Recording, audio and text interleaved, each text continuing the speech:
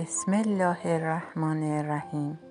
آموزش ذهن معجزه‌گر من، فصل 4. در اینجا من قصد دارم آموزش‌های لازم برای صبح 5 روز نخست و ظهر 5 روز نخست و شب 5 روز نخست را با جزئیات کامل ارائه نمایم.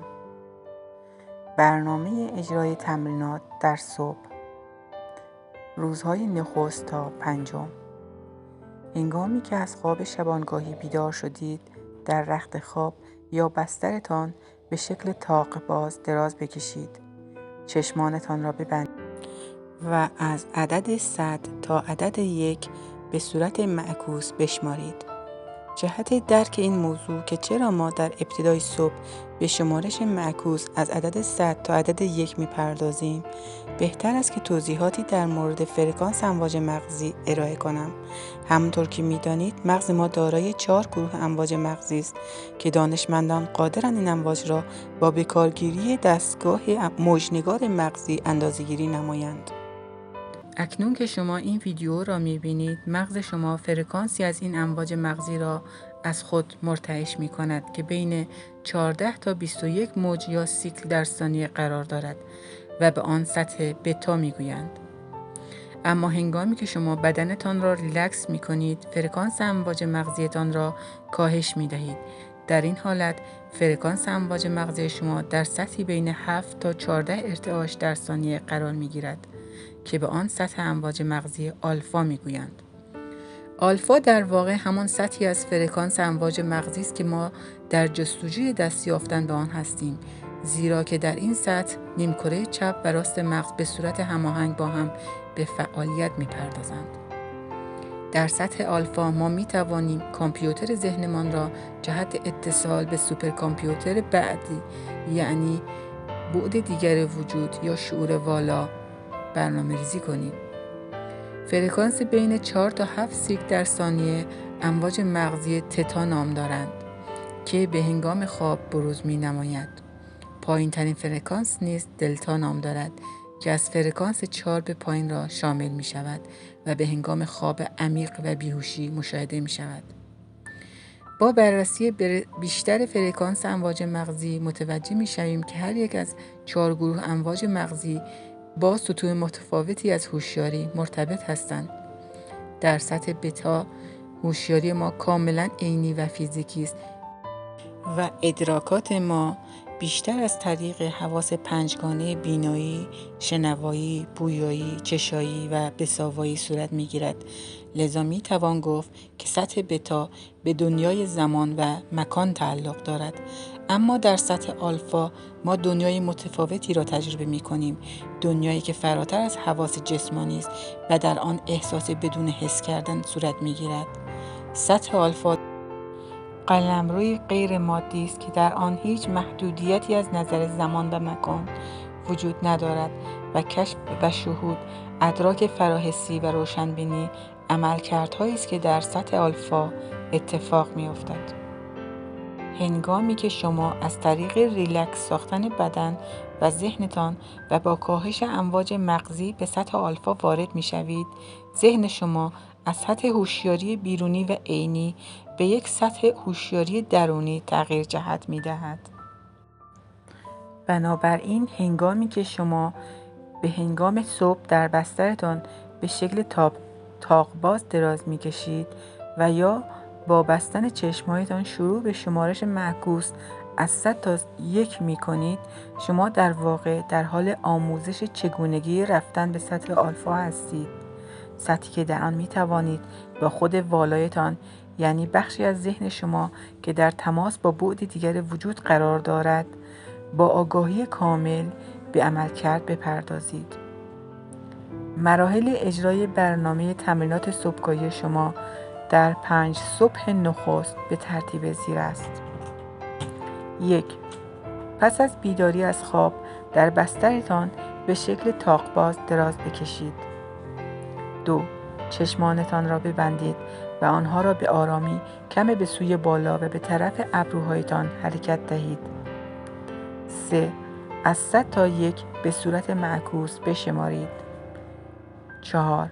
وقتی که به شماره 1 رسیدید به خودتان بگویید و تلقین کنید هر زمان که من به این روش ریلکس می شوم، ریلکس من سریعتر و عمیق‌تر می گردد. 5. با شمارش از 1 تا 5 به جلسه خاتمه دهید.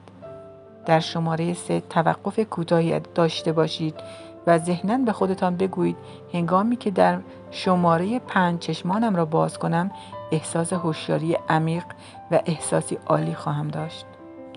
6. در شماره 5 چشمانتان را باز کنید و به خودتان بگویید من احساس هوشیاری عمیق و احساسی عالی دارم. مراحل آموزشی فوق را یک بار دیگر با دقت مرور کنید تا در اجرای صحیح تمرینات صبحگاهیتان با مشکلی روبرو نگردید. پیشاپیش تکمیل اولین گام برای ورود به سطح آلفا و کمک گرفتن از بعد دیگر وجود را به شما تبریک میگویم. تصویر ذهنی یک نقاش قبل از آنکه بر روی بوم ظاهر شود در ذهن نقاش آن ایجاد می‌گردد.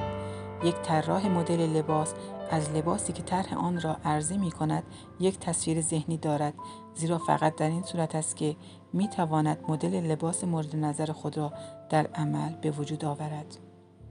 تصاویر ذهنی ما، تجسم و تجسم خلاق یا تصویرسازی ذهنی عامل مهمی در برقراری ارتباط ما با بعد دیگر وجود به حساب می آیند و از آنجا که ابعاد وجودی ما به همدیگر متصل هستند، تصویرسازی ذهنی به ما کمک می کند که نیمکره راست مغز را به درستی و آنطور که شایسته آن است به کار گیریم.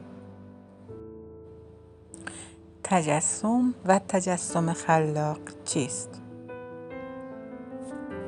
به عنوان مثال اگر من از شما بخواهم که از میوه پرتقال یک تصویر ذهنی بسازید، شما از تجسم استفاده خواهید کرد، زیرا که حتما شما قبلا پرتقال را با چشم خود دیدید. اما اگر من از شما بخواهم که از دفتر کار من تصاویر ذهنی بسازید، شما از تجسم خلاق استفاده خواهید نمود، زیرا که شما قبلا هرگز دفتر من را ندیدید. برای شروع تمرینات ساختن تصاویر ذهنی از ساختن تصاویر ذهنی آشنا آغاز می‌کنیم. به این منظور از آنجا که تمرینات ما در یک دوره 5 روزه به پیش می‌رود، از شما می‌خواهم که در دنباله تمرینات 5 روزه صبحگاهیتان که به عمیق‌سازی سطح ریلکستان از طریق شمارش معکوس از 100 تا 1 اختصاص داشت، 5 تمرین جالب را در ظهر انجام دهید. نخستین این تمرینات تمرین تجسم است که بهتر است همین الان آن را انجام دهید. این تمرین از 3 مرحله تشکیل شده است: ریلکسیشن، تجسم و خارج شدن از حالت ریلکسیشن. نخست مراحل این تمرین را به دقت مرور می‌کنیم و آن را اجرا می‌کنیم. مراحل تمرینات روز اول: 1. در وضعیت راحتی بنشینید یا دراز بکشید. چشمانتان را ببندید و آنها را به آرامی به سمت بالا حرکت دهید. 2. از 100 تا 1 به صورت معکوس بشمارید. 3. یک هندوانه سبز رنگ درشت را تجسم کنید. 4.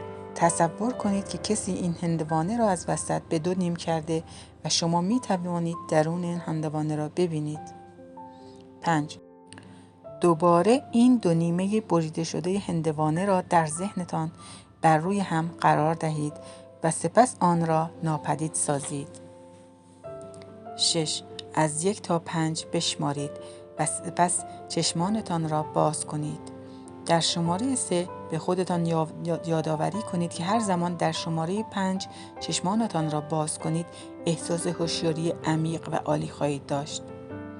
دوباره در شماره 5 به خودتان یادآوری کنید من احساس هوشیاری عمیق و احساس عالی دارم. در تمرین فوق تجسم یک هندوانه تمرین بعد از نهار روز اول شماست. در 4 روز آینده قرار است که چیزهای دیگری را نیز به تجسم درآوریم. هنگام اجرای این تمرین که هندوانه را در ذهنتان به 2 نیمه کردید چه دیدید؟ گوشت قرمز آن را یا هسته‌های سیاه رنگ داخل آن را و یا قسمت سفید رنگ داخل پوست آن را. من هرگز از شما نخواسته بودم که این جزئیات را در ذهنتان ببینید، ولی شما به شکل خودکار آنها را در ذهنتان تجسم کردید، زیرا که آنها بخشی از چیزهایی هستند که در هندوانه وجود دارند. تمرینات تجسم برای روز دوم. تجسم خودتان را در حالتی که گویی در برابر یک آینه تمام قد ایستاده اید تجسم کنید. اگر در تجسم چهرهتان با جزئیات کامل مشکل دارید، ما به تجسم چهره اهمیت زیادی قائل می شویم. قبل از اجرای این تمرین دقیقاً به صورت خود در آینه بنگرید و سپس به اجرای این تمرین بپردازید. روز سوم. تجسم افرادی که با شما در یک خانه زندگی می کنند یا دوستان نزدیک و آشنایان اگر تنها زندگی می کنید. این تمرین نیز بر اساس تجسم چهره افرادی که هر روز در زندگی روزمره آنها را می بینیم قرار دارد. پس بهتر است که قبل از اجرای آن چند بار به چهره آنها نگاه کنید. روز چهارم. تجسم یک مکان خوشایند. یک مکان خوشایند و لذت بخش را که قبلا در آن بوده اید انتخاب کنید. این مکان می تواند ساحل دریا، کنار یک دریاچه یا دامنه یک کوه باشد.